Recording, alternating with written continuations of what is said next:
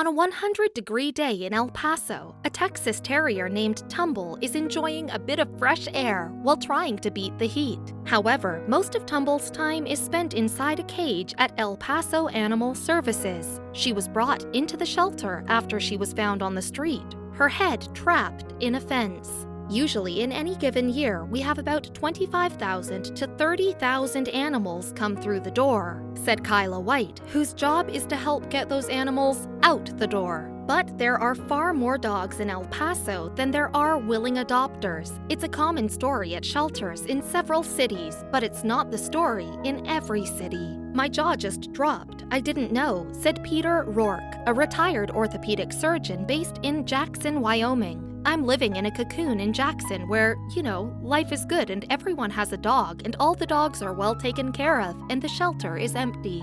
Rourke has loved dogs ever since he was a boy. I like dogs better than most people I know, he laughed. They're just pure of heart and pure of soul.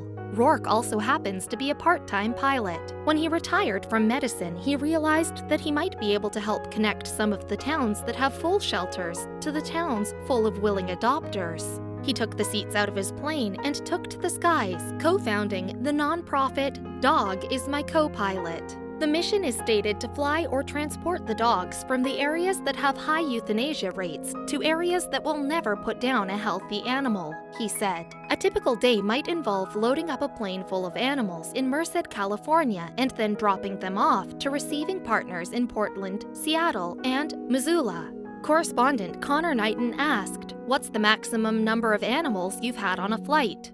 251, Rourke replied. Wow, what did that smell like? You have no idea. It's an amazing olfactory experience. Roar began his rescue flights in 2012, just a few months after the sudden death of his wife, Meg. He was distraught, desperately searching for a new direction. My wife passed away. I was in the darkest place that you can imagine. A mutual friend of ours called me and said, Peter, you need to knock this off.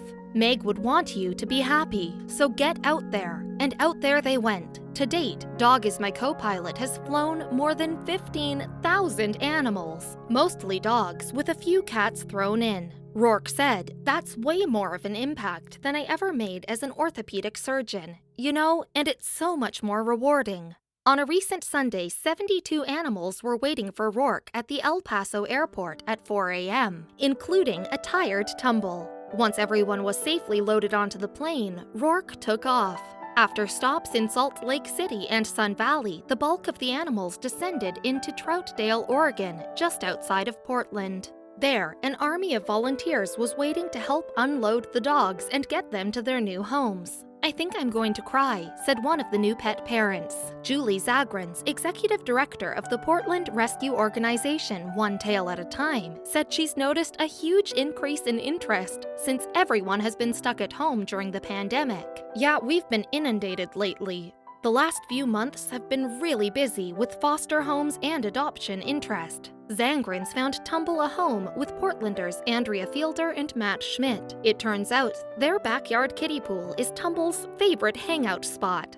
Some Texas habits die hard. Back at the airport, an empty plane means a successful trip for Peter Rourke. He'll be back in 2 weeks to do it all over again, hitting a half dozen other towns in the meantime. Knighton asked, "Did this help you find a purpose?" "Yeah, it's interesting. I know people say, well, you're out saving dogs, and I'm thinking, I really think they saved me." Rourke laughed. "They got me back out in the world again."